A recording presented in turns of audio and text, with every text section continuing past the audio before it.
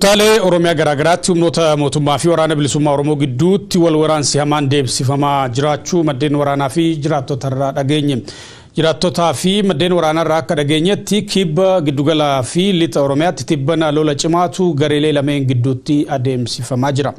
Mootummaan loltoota heddumminaan gara Oromiyaatti bobbaasuu eeranii wal waraansi cimaan deemsifamuutti akka jiru himanii jiru maddeen keenya.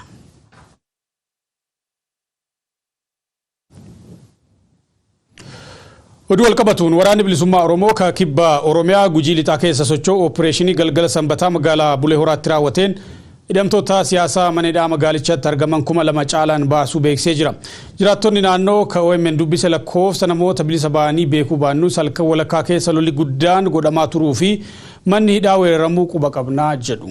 Mootummaan injifannoo waraanni bilisummaa Oromoo himatu kan ilaalchisuun hanga oduun tun qophooftetti waan jedheen qabu. Garuu torbaanota darban keessa magaalaa Bulee Horaa kaaleellaan irratti raawwatamee fi hidhamtoonni mana hidhaatii baafaman kana dabalate bakkeewwan baay'eetti waraana bilisummaa Oromoo dhabamsiisuu beeksisee ture. Guyyoo Waariyoo yaadota gamaaf gamasii qindeessee jira.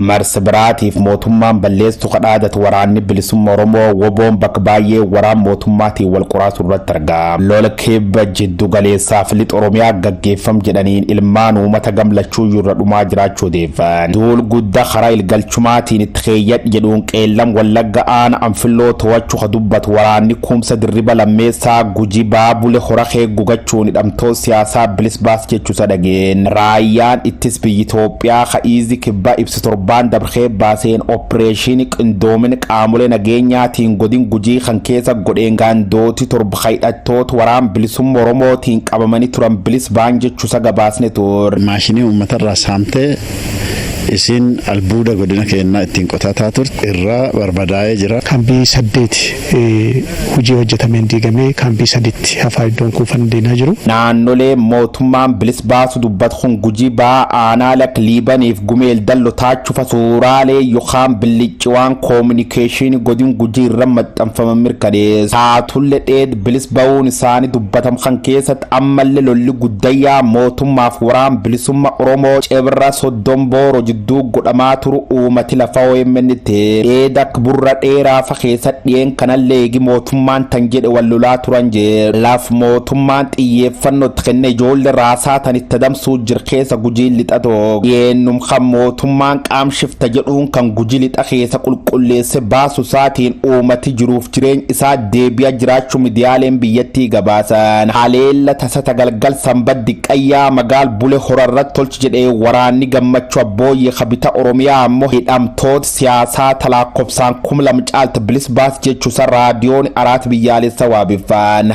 Injifannoo ka waraan bilisummaa Oromoo baga gammadan uummata Oromoo baga gammadan warri maqaa siyaasaatiin tola hidhamtan juuf akkanatti sin baasa waraan bilisummaa Oromoo waboon. Lakkoofsi hidhamtoota manidhaa keessa waraanni bilisummaa Oromoo baase beeku baannus boosi rasaasa sami magaalatti urji ganna fakkeessuuf namooti hidhamanii turan bilis ba'ulaan arginee jee mootummaan biltsiginnaa injifannoo waraanni bilisummaa Oromoo argad jedhe kan ilaalchisu waan dubbat tokkollee hin qabu. Ragaan viidiyoo ta waraanni bilisummaa Oromoo gad lakkisimoo tan fakkaata.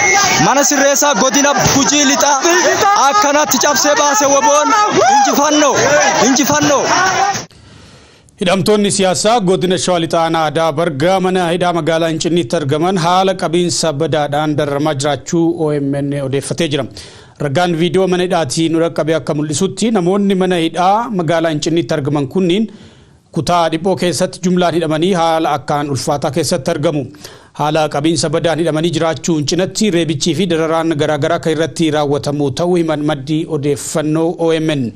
Isaan manni isaanii gubame, miseensonni maatii isaanii ija isaanii duratti gudeedamanii fi reebaman, gochoonni suukkanneessoon garaagaraa irratti raawwataman hidhamtoota kanneen keessa jiraachuu simanii jiran. Namoonni bifa kanaan hidhaatti dararaman guututti jechuun bifa danda'amuun hidhamtoota siyaasaatii ka jedhan maddi odeeffannoo OMN hedduun waraana bilisummaa Oromoo waliin hidhata qabdu, waraana bilisummaa Oromoo qallabdaniittu, waraana bilisummaa Oromootiif dawoo taataniittu sababa jedhuun isaan badii malee hojii isaaniirraa qabamanii hidhaman ta'uu ibsan. Hidhamtoonni akkanumaan hojii isaaniirraa qabamanii haala qabiinsa badaan mana hidhaatti dararaman kunniin seeratti dhiyaatanii dhimmi isaanii adeemsa seeraan kan ilaalamne ta'uu ibsuun isaan haqa dhabanii hanga waggaa 2 fi ji'a 8 mana hidhaatti turuuf dirqaman jiraachuu ibsan. Yeroo ammaa immoo hidhamtoota siyaasaa mana hidhaatti dararamaa turan keessaa nama 34 gara mooraa waraanaa Awwaash Arbaatti fe'aa jiru ka jedhan maddi odeeffannoo keenya. Sababni garasitti fe'aniif wanti ibsamee jiraachuu baatus humnaan gara waraanaatti dabaluu malu tilmaamni jedhu jiraachuu himanii jiran.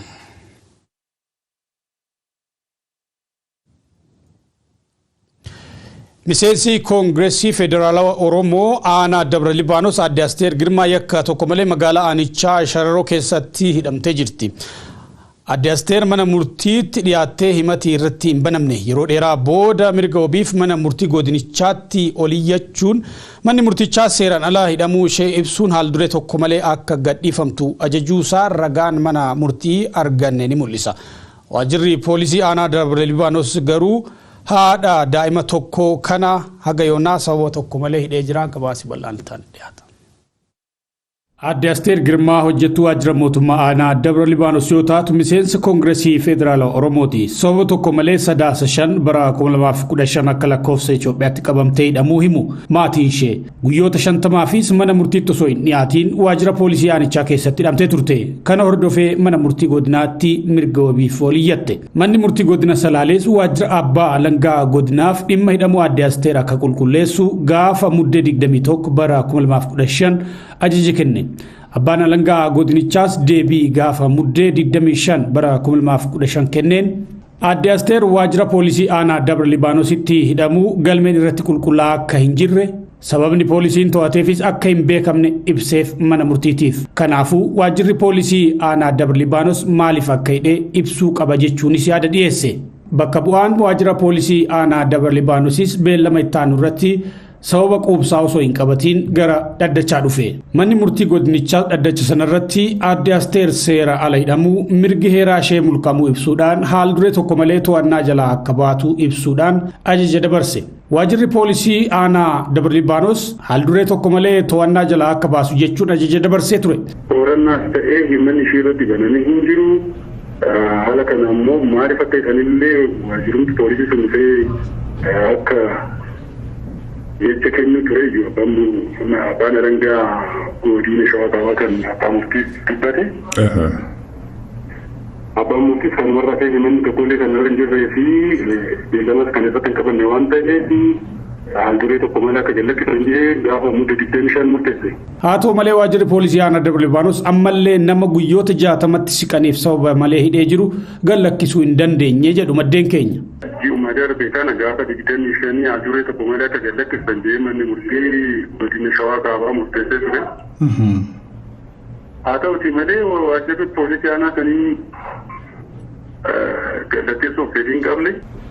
Akkasumatti hanga ammaatti achuma teessee jirti jechuudha. Aadde Asteer Girmaa haadha daa'imaa yoo taatu daa'ima waggaa 10 hin caalle irraa hidhamte. Hojjettuu mootummaa ta'uu ishee kakaasan maatiin mindaan ishee sababa malee irraa cituusaas nutti himanii jiru. Aanichatti dargaggoonni daldaltoonnii fi qonnaan bultoonni bifuma kanaan sababa quubsaa tokko malee mana hidhaatti dararamaa akka jiran maddeen keenya himanii jiru. Godina Shawaa Kibba Lixaa aanaa Goorootti namni maqaan isaa Muhammad Olii jedhamu sababa siyaasaan hidhamee haati warraasaa ulfii gargaarsa dhabdee lubbuun darbuu jiraattonni OMN itti himanii jiran. Jiraattonni OMN yaada kennan namni kun yeroo artiist Haacaaluu Hundeessaa wareegame badii tokko malee hidhamee ture. Erga hidhaa baheen booddee bultii ijaarratee torbee 3 booda deebifamee hidhamuu dubbatan. Ganda Sinaanoo Amiinyaa jedhamutti haati warraasaa ciniinsuun qabee ambulaansii waamnan akka dhaqxee hin fuune dhorkanii ergasii ilmoon garaatti duutee haatis lubbuun dabartee jedhu jiraattonni hammeenya akka kanaatu mootummaan nurratti raawwatamaa jira jedhu.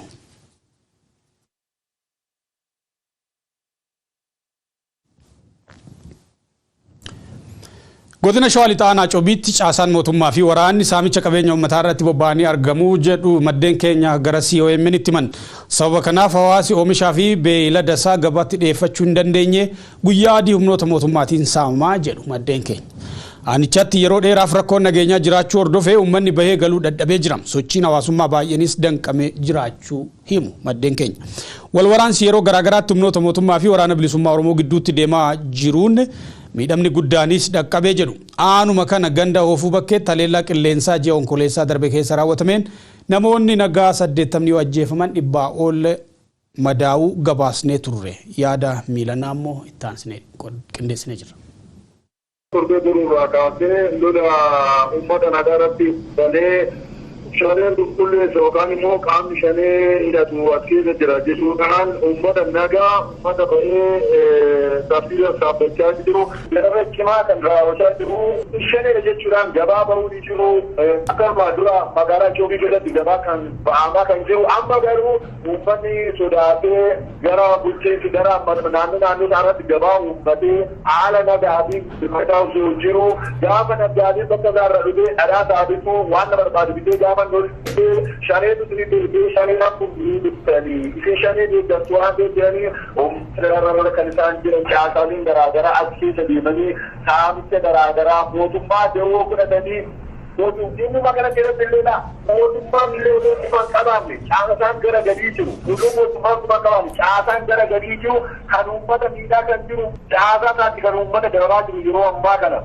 fakkeenya mootummaa biratee kan aanimmoota nyaachaa kan jiru caasaa garbichaa caasaa aanichaa fi karaa uummanni keenya kan rakkoo akkanaa keessa jiru uummanni aanaa Choobii immoo OMN birmachuu qabdee naannoo qaba magaalittiin aanaa Choobii ganda matakumaa jiru akkuma jirutti ta'ee darara cimaa keessa jiru namni baay'ee galuu hin danda'u horiinoo baay'ee horii barbaadachuu hin dandeenyu.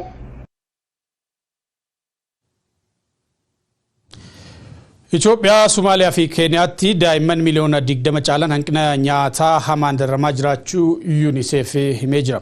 UNICEF xumura bara 2022tti gabaasa ifa taasiseen lakkoofsi daa'imman balaa hanqina nyaataaf saaxilamanii ji'oota 5 darban keessa dachaan dabaluun miliyoona 20 fi 200,000 gahee jira jedhe.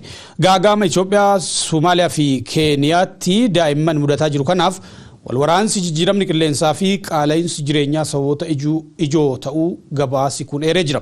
Daa'imman balaarra bu'anii jiran kanneen baraaruuf tumsi arjoomtotaa murteessaa ta'uus UNICEF hubachiisee jira. Yoon Ingidaarraa dhageessu. Livestock dying, failed crops, communities displaced in search of food and water, and so many children suffering. Dhaabbanni daa'imman addunyaa UNICEF xumura bara 2022 ilaalchisuun gabaasa baaseen Itoophiyaa, Somaaliyaa fi Keeniyaa keessatti daa'imman miliyoona 20 fi 200,000 ta'an hanqina midhaan nyaataa hamaaf saaxilamanii jiraachuu ibse. Waraana, jijjiirama qilleensaa, qaala'insa jireenyaa fi oomishni xiqqaachuu dabalatee rakkoolee ijoo biyyoota gaanfa Afrikaa mudataniin daa'imman rakkoo yaaddessaa keessa jiraachuu kan ibse dhaabbatichi. Sababa kanaan egereen daa'imman miliyoonaan lakkaa'amanii haala yaaddessaa keessa jiraachuu ibseera. Hanqina midhaan nyaataa hamaa biyyoota 3 keessatti mudateen lakkoofsi daa'imman balaarra bu'anii akkaan dabalaa jiraachuu kan ibse UNICEF baatii adoolessaa darbe keessa miliyoona 10 qofa kan ture. Ji'oota 5 darbanitti dachaan guddachuun miliyoona 20 caaluu ibsee jira. Hanqina midhaan nyaataa cinattis biyyoota 3tti uummanni miliyoona 24 ta'u bishaan dhabuun dheeboteera kan jedhu UNICEF haalli kun keessumaa hongee naannichatti mudatee wal qabatee hammaachuu ibse. Hongee Itoophiyaa, Keeniyaa fi Somaaliyaatti mudateen uummanni miliyoona 2 caalu qe'ee isaarraa buqqa'uuf dirqameera.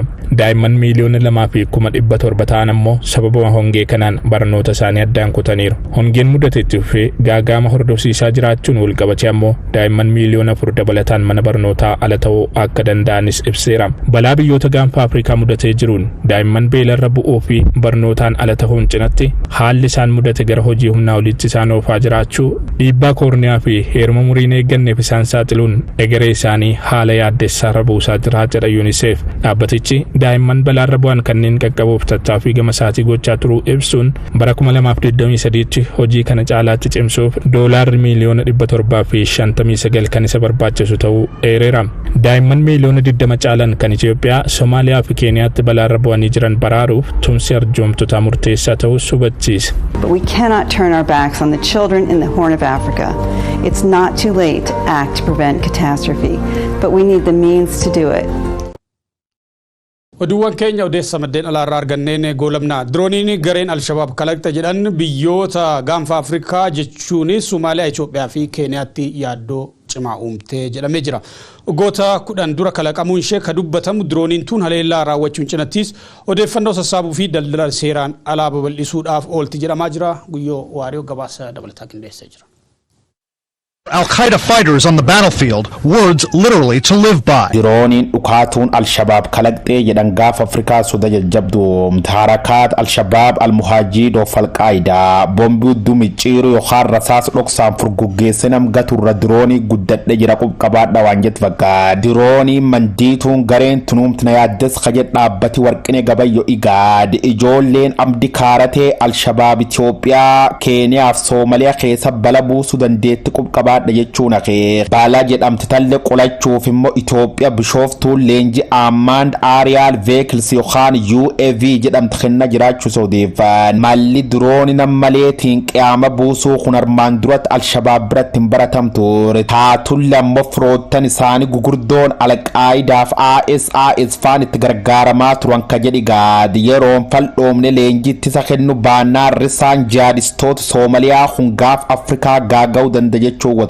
biyyoottan ba Afrikaa kun hedduun bombi Al-Shabaabiitiin namuun baay'ee awwaalan Itoophiyaa waggootaaf loltoota baay'ee biyyoottan ba Afrikaa kanneen bira waliin Soomaliyaatti ergite Al-Shabaab lolaa turtus humna waraanaatiif qaama basaasaa jajjaba qabaachuusiitiin Al-Shabaab daangasii qaxxaamurte rakkoo tokkollee uumuu hin dandeentu amma garuu wal waraansa keessoo biyyattiitiif rakkoolee nageenya tawaggoottan arfan darbaniif Finfinnee raasa jirti da'oo godhatte daanga cabsite waraan Itoophiyaa gata turuun isiin yaadata. Over the last year, African Union troops have largely pushed Al-Shabaab out of Mogadishu. Harakaat Al-Shabaab Al-Muhaajiid Keeniyaa kumaata mijjeefte kumoota madeessiti Soomaliyaa daanga hedduu dhaalte gibir guurrachuu jir caamsi guyyaa 4 bar 2022 immoo loltoota Burundii ta Soomaliyaa jirtir gugachuun buxe baaf amma immoo barri kadirooniiti dhiyoo wal argin jechuu irratti argam risaan diqqayyaan isiin dhuunfaan kalatti jedhan kun UAVC waggoota 10 dur hojiirra oolmattee dabayaarrallee ati beesse qabdi taanaan akkuma feetetti argam bombi darbuu cinaa qorichi seeraan ala daldaluu odeeffannoo sassaabuuf yakkoota gargara hadaanga taakkuun dalagaman hojjechuuf tajaajil jedhu ibsimanii marii nageenya dhaabbata biyyoota gamtoomanii dhiyeen kan nuuf ergeen Al-Shabaab diroonii waan kanneen Itoophiyaa Soomaliyaa fi Keeniyaa irra kiyyeeffatte xinniqqeessu feet ka jedhu komaandari nageenya Igaad Abbabee Muluune haleellaa propagaandaaf basaasummaaf itti gargaaramu feeti ofattool daanga keessaniin dadhina jechuun akeeka. Unmanned aerial vehicles play an increasingly important role